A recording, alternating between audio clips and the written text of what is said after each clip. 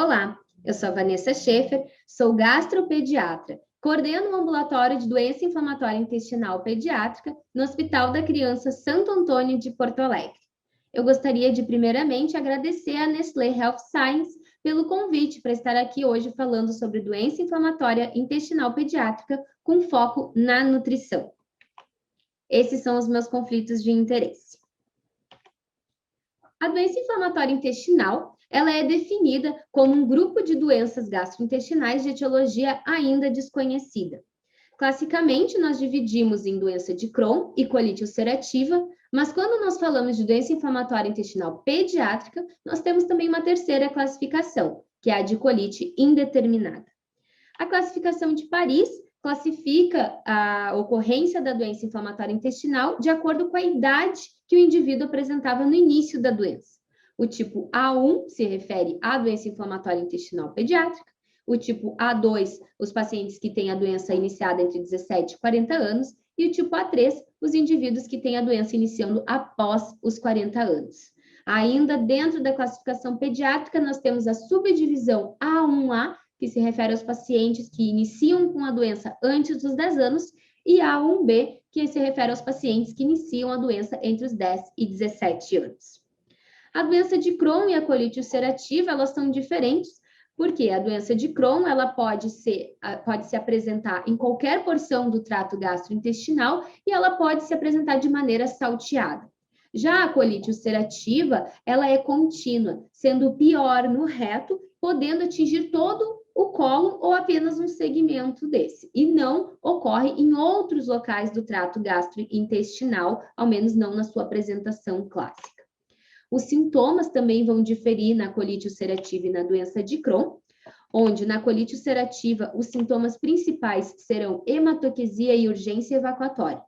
Já na doença de Crohn, nós podemos ter dor abdominal e diarreia, mas também sintomas sistêmicos, como fadiga, anemia e perda de peso, principalmente em crianças, também podendo estar associada a retardo do crescimento. Os sintomas extraintestinais podem ser a primeira manifestação clínica da doença inflamatória, em até 6% dos casos, de acordo com as séries estudadas. Podemos observar a ocorrência de artrite, colangite esclerosante, cálculos renais, uveíte, pancreatite, osteopenia e eritema nodoso. Com relação à incidência da doença inflamatória intestinal pediátrica, esse estudo de revisão de Benchimol e colaboradores nos demonstra que nós observamos ao longo dos anos um aumento da incidência. No primeiro gráfico, vocês observam o aumento da incidência para a doença de Crohn e no segundo gráfico, o aumento da incidência para a retocolite ulcerativa. Ainda com relação à incidência da doença inflamatória intestinal pediátrica, nós vemos que a incidência da doença de Crohn, ela é um pouco maior que a incidência da colite ulcerativa, e a incidência da doença inflamatória, ela é maior nos países mais ocidentalizados, atingindo um pico na América do Norte, Estados Unidos e Canadá. Na América do Sul, nós temos uma carência dos dados populacionais para afirmar em que ponto dessa incidência nós estamos, mas o que nós observamos na nossa prática clínica é que sim, estamos vendo mais casos de doença inflamatória intestinal pediátrica. À medida que a doença inflamatória intestinal aumenta também o interesse em estudar a microbiota com a doença inflamatória intestinal. E, principalmente nos últimos anos, nós vemos um aumento importante do número de publicações que relacionam essas duas áreas do conhecimento. O que os estudos nos mostram é que nos pacientes com doença inflamatória intestinal, nós vemos disbiose. E essa disbiose, no que diz respeito à biodiversidade, nós temos uma menor biodiversidade, tanto nos pacientes com doença ativa, como mucosa inflamada, como nos pacientes com doença em remissão, na mucosa não inflamada. Com relação aos filos predominantes, os indivíduos saudáveis têm uma predominância dos filos Firmicutes e Bacteroidetes. Enquanto na doença de Crohn, nós temos um predomínio de enterobactérias e na colite ulcerativa, alguns estudos apontam a presença predominante de Escherichia coli, que normalmente não é um organismo patogênico, mas em certas condições ele pode ser. Com relação à patogenicidade, essa desbiose, essa microbiota instável, acarretará a invasão da camada mucosa intestinal por essa microbiota instável, o que pode ocasionar a inflamação. Só que a grande questão da doença inflamatória intestinal e a microbiota é justamente nós definirmos o que veio primeiro. Se foi a inflamação que gerou a desbiose ou se foi a desbiose que gerou a inflamação. Hoje, o que é mais aceito com relação à patogênese da doença inflamatória intestinal é um conjunto entre exposoma, genoma, microbioma, imunoma e, quem sabe, outros somas, que se relacionam e formam dessa maneira o interatoma da doença inflamatória intestinal. Mais recentemente, nós temos uma publicação do ano passado que sugere um triple hit para o desenvolvimento da doença inflamatória intestinal, onde aconteceriam 3 momentos no indivíduo que ocasionaria a ocorrência da doença inflamatória. Então, o primeiro hit, que é o hit inicial, ele está muito relacionado com isso, com o nosso genoma. E com relação ao genoma, nós temos mais de 200 genes identificados que se relacionam na doença inflamatória, principalmente NOD2, ATG16L1 e L23R, mas a questão é que nós vemos esses genes também na população sem doença inflamatória intestinal. Então, por isso, nós não podemos fazer uma relação causal desses genes com a ocorrência. Nós vemos com mais frequência a presença desses genes na doença inflamatória intestinal de início muito precoce. Então, isso nos leva a observar que, para a expressão gênica, nós temos uma influência do nosso epigenoma. E os estudos mostram que o excesso de vitaminas na gestação e na primeira infância, residir em região urbana em qualquer momento da vida, tabagismo, tanto o tabagismo ativo quanto o passivo, e a escolaridade dos pais pode ter relação com essa expressão gênica. O segundo hit seria o hit modulador. Então, após esse hit da concepção e do nascimento, alterações no nosso microbioma poderiam gerar um estado predisponente para a ocorrência de doença inflamatória. E com relação à alteração do nosso microbioma, nós ressaltamos o uso de antibióticos, principalmente nos primeiros 2 anos de vida, a presença de tabagismo materno, a presença ou não de aleitamento materno, e muito central nesse papel de modular o microbioma, a dieta. E o último estágio seria o trigger, o momento desencadeante, porque hoje em dia nós vemos que não necessariamente a desbiose ou o genoma geram a doença inflamatória intestinal. E nós observamos isso quando estudamos pacientes gêmeos, onde um gêmeo que possui o mesmo genoma, o mesmo epigenoma e microbioma semelhante desenvolve a doença inflamatória, enquanto o outro gemelar pode não desenvolver. Esse trigger, no momento, não está determinado o que é que faz esse gatilho para o desenvolvimento da doença inflamatória intestinal. Também, com relação aos estudos, nós temos um aumento crescente do interesse da nutrição e da doença inflamatória intestinal. Como eu falei para vocês, a nutrição parece exercer um ponto-chave na doença inflamatória intestinal. E alguns estudos mostram que o consumo de alta quantidade de gordura, açúcar, baixa quantidade de fibra, emulsificantes, caragênicos, glúten, álcool, tudo isso gera uma alteração da nossa mucosa intestinal, alteração das nossas células caliciformes, uma desregulação das células T reguladoras, uma desregulação do nosso clearance bacteriano e um aumento da permeabilidade intestinal.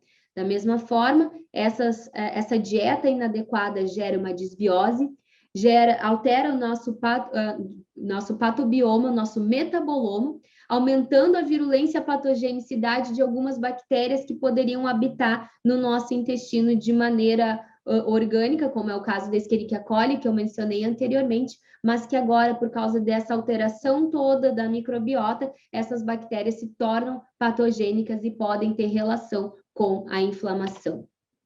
Esse modelo publicado por Levine compara o que seria uma mucosa intestinal saudável com uma mucosa intestinal de um paciente com doença de Crohn.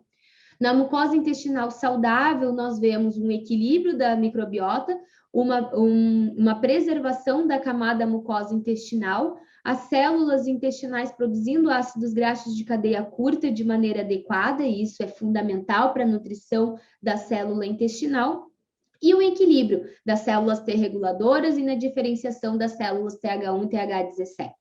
Já na doença de Crohn, nós vemos que a desbiose, ela compromete essa camada mucosa, diminui a produção de ácidos graxos de cadeia curta pelas células intestinais, promovendo um desequilíbrio na diferenciação TH17. E na colite ulcerativa, além de tudo mencionado anteriormente, nós temos também uma alteração anatômica das células intestinais, que é o que nós vemos na biópsia dos nossos pacientes com colite ulcerativa, uma distorção arquitetural dessas células intestinais. A investigação da doença inflamatória intestinal pediátrica passa por uma endoscopia e colonoscopia e pode também exigir a realização de enterorressonância e ecodoppler. E o objetivo do nosso tratamento é a remissão clínica e remissão endoscópica do nosso paciente. No Crohn, nós queremos a cicatrização das úlceras e na colite ulcerativa, nós queremos uma redução do score endoscópico para um Maio 0 ou um Maio 1. Para nos ajudar a atingir essa remissão, nós temos, na doença inflamatória intestinal pediátrica, duas opções de tratamento para indução da remissão: os corticosteroides e a dieta enteral exclusiva. Os corticosteroides, hoje em dia, na doença inflamatória intestinal pediátrica, só são indicados se há falha à nutrição enteral exclusiva, porque os corticosteroides, além de possuírem efeitos adversos que nós bem conhecemos, eles não promovem a cicatrização da mucosa. Enquanto a dieta exclusiva, ela é a primeira escolha, porque justamente ela promove a cicatrização da mucosa com menor ocorrência de efeitos adversos. E o que os últimos guidelines falam sobre a dieta enteral exclusiva é que ela deve ser uma dieta polimérica, administrada preferencialmente por via oral e normocalórica, para todo paciente com doença de Crohn de acometimento luminal. Nós não temos evidência para indicar a indução da remissão da doença para um paciente com doença invasiva penetrante, com a dieta enteral exclusiva. E o tempo mínimo é de 6 a 8 semanas, e o que os guidelines nos trazem é que a reintrodução dos alimentos deve ser gradual após a dieta. Eu gostaria agora de mostrar para vocês alguns estudos com relação à fórmula polimérica com TGF-beta2. Esse é o estudo pivotal dessa fórmula, que é o Modulane-BD, onde mostra que os pacientes que utilizaram por 8 semanas apresentaram uma redução significativa do PCDAI, que é o score clínico de atividade da doença, sendo que 80% dos pacientes apresentou remissão clínica após as 8 semanas, uma redução progressiva da proteína C reativa, uma redução do TNF-alfa e uma melhora na biópsia, uma melhora endoscópica, sendo que a cicatrização da mucosa foi observada em 8 casos de 29 crianças estudadas. Quando comparamos a dieta com os corticosteroides, que por muito tempo foram a primeira opção de remissão na doença inflamatória intestinal, nós vemos que a dieta enteral exclusiva, ela é comparável aos corticoides no que diz respeito à redução do PCDAI, que é o score clínico, a redução da proteína C reativa, a redução do VSG e o aumento da albumina. E ponto para a nutrição enteral exclusiva, a nutrição ela melhora o score endoscópico, sendo que o uso dos corticosteroides não melhora a endoscopia, não melhora o score endoscópico. Ainda comparando a dieta e os corticosteroides, nós vemos que há uma redução significativa do score endoscópico e do score histológico também, tanto para íleo quanto para cólon, na doença de Crohn. Quando nós comparamos a dieta oral e a enteral, nós não vemos tanta diferença na redução do PCDAI, então a dieta ela pode sim ser oral, não precisa ser administrada via sonda, sendo que a sonda passa a ser indicada apenas para o paciente que não tolera a administração da dieta via oral. E outros fatores, quando nós analisamos outros fatores para o sucesso da dieta enteral, nós vemos que a dieta enteral não sofre influência com a localização da doença, tanto uma doença ileal colônica ou iliocolônica podem apresentar boa resposta à dieta contínua a dieta exclusiva integral, e também a associação de medicações também não influencia, sendo que a dieta ela pode ser prescrita mesmo concomitante a outras medicações. E com relação ao prognóstico dos pacientes que recebem a dieta integral exclusiva, eles apresentam um menor risco de uso de corticosteroides nos primeiros 2 e 4 anos da doença, sendo que esses pacientes ainda apresentam a vantagem de, quando administrados a nutrição integral exclusiva, comparando ao corticosteroides, eles apresentam uma maior variação de crescimento no primeiro ano de tratamento. E o guideline da ESPGHAN afirma que a dieta enteral parcial, ela pode ser prescrita para o paciente com doença de Crohn, seria um percentual da dieta polimérica mais uma dieta normal ou específica para aquele paciente com doença de Crohn leve e baixo de risco de recidiva, sendo que o tempo de tratamento ele ainda não está determinado. Aqui eu trago para vocês alguns tipos das dietas que nós temos estudos publicados no mundo, sendo que eu gostaria de ressaltar para vocês, que eu vou falar nos próximos slides, a dieta de exclusão de doença de Crohn. E esse estudo, publicado por Levine e colaboradores em 2019, estudou a aplicação dessa dieta parcial para a doença de Crohn associada com a fórmula com TGF-beta2, quando comparado com o uso da nutrição integral exclusiva para a indução da remissão de doença de Crohn. E esses pacientes foram comparados a sua resposta após o período de indução. A dieta parcial para a doença de Crohn, ela inclui alguma lista de alimentos proibidos, que são esses da esquerda, e alguns alimentos mandatórios, sendo que 50% da nutrição calórica do paciente vai ser dada com a fórmula com TGF-beta2. E o sucesso dessa dieta é baseado no que a pessoa não come. Então, a lista de alimentos proibidos, ela deve ser muito bem observada e, na dúvida se um alimento pode ser consumido ou não, a gente orienta que o paciente não consuma. Além desses alimentos obrigatórios, nós temos alguns alimentos permitidos, tanto na fase 1 quanto na fase 2 da dieta. E os resultados foram que os pacientes apresentaram uma melhor tolerabilidade à dieta, aqueles que receberam a dieta parcial, então receberam a dieta específica para a doença de Crohn com a fórmula TGF-beta2, quando comparado aos pacientes que receberam apenas a fórmula. E com relação aos desfechos, nós vemos que os desfechos são comparáveis. Então, a nutrição enteral parcial foi comparável à nutrição enteral exclusiva para induzir remissão nesse ensaio clínico.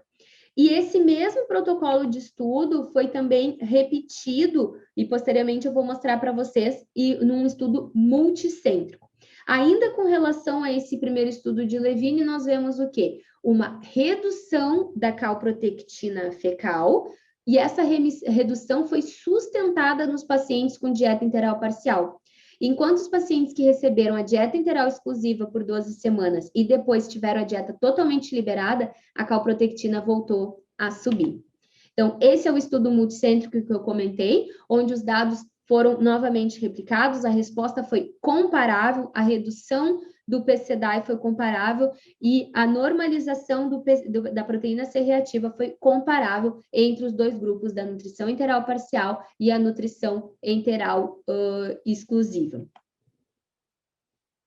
Ainda sobre as aplicações do suplemento alimentar TGF-beta2 com relação à nutrição na doença inflamatória intestinal, essa coorte de pacientes avaliou a melhora da hemoglobina nos pacientes que receberam, não como indução da remissão, mas como um suplemento, a fórmula com TGF-beta2. E houve um aumento significativo da hemoglobina nos pacientes que receberam a dieta, o suplemento alimentar com Modulem. Nós podemos observar a melhora da hemoglobina, coisa que não foi observada nos pacientes que não receberam a suplementação com Modulem, e uma melhora dos níveis de albumina nas primeiras semanas, após 6 semanas de suplementação com Modulem. E isso também nós vemos uma melhora no score Z de peso para a idade, observado 6 semanas após a suplementação, E também foi observada uma melhora nutricional nos pacientes com colite ulcerativa. Então, até agora eu estava falando da indução da remissão da indução da remissão da doença com a nutrição enteral na doença de Crohn, mas quando eu falo de suplementação alimentar, a suplementação com TGF-beta2 pode ser efetiva também nos pacientes com colite ulcerativa. Aqui eu gostaria de mostrar essa meta-análise da Cochrane, onde foram incluídos estudos adultos e estudos pediátricos, e nós vemos que nos pacientes que seguiram, nos estudos pediátricos, nós vemos sim uma relação de melhora dos scores clínicos com o uso da dieta enteral, coisa que nos estudos adultos nós não vemos. Só que o que acontece é que os adultos, nos estudos, não toleram a dieta enteral. Então, isso pode ser uma justificativa pela qual a gente ainda não tem tanto trabalho embasando a nutrição, a importância da dieta na manutenção, na indução e na manutenção da remissão nos nossos pacientes com doença inflamatória. Então, se nós conseguirmos uma melhor adesão ao tratamento também na população adulta, talvez nós consigamos ter um maior grau de evidência para indicar a dieta para os nossos pacientes. Também, esse estudo mostrou que a dieta ela pode ser utilizada para reindução de tratamento, a reindução da remissão nos nossos pacientes que já estão em acompanhamento e por algum motivo eles apresentam uma descompensação grande, a gente tem embasamento sim para utilizar a reindução com a nutrição enteral exclusiva, ainda não temos estudos com o uso da nutrição enteral parcial nesses casos. E o que o futuro nos reserva é que talvez a gente possa utilizar a dieta para nos auxiliar na manutenção da remissão da doença inflamatória intestinal pediátrica e como isso vai nos auxiliar, talvez diminuir o uso de medicações ou não, isso o futuro vai nos dizer e nós podemos esperar grandes trabalhos vindo nesse sentido no futuro. Eu gostaria de concluir, então, com os highlights desse momento, é que a patogênese da doença inflamatória intestinal ainda não está elucidada, mas o interatoma, ele tem muita responsabilidade, então não é só uma causa para a doença inflamatória, mas múltipla, sendo que a microbiota, ela parece ter um papel muito importante por causa da disbiose que nós vemos no nosso paciente com doença inflamatória, e essa disbiose, ela pode ser responsável pelo fenótipo e também pela intensidade dessa doença.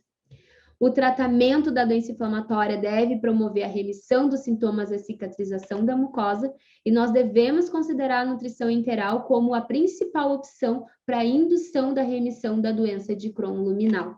Mas também podemos lembrar da nutrição enteral como outras aplicações, a manutenção da remissão, a melhora do estado nutricional. E como eu falei para vocês, mais estudos são necessários para aumentar o grau de evidência da indicação da terapia enteral, da nutrição na doença inflamatória intestinal. Eu gostaria de convidar vocês a acessarem o site do Modulife Expert Training, onde vocês têm acesso a um conteúdo gratuito de treinamento nesse assunto de dieta específica para a doença de Crohn, de dieta parcial e das vantagens de se utilizar a nutrição, a terapia de nutrição enteral nos pacientes com doença de Crohn. E finalizo com essa frase, deixe a comida ser o seu remédio e o seu remédio ser a sua comida. Muito obrigada, esses são os meus contatos, eu fico à disposição para eventuais dúvidas.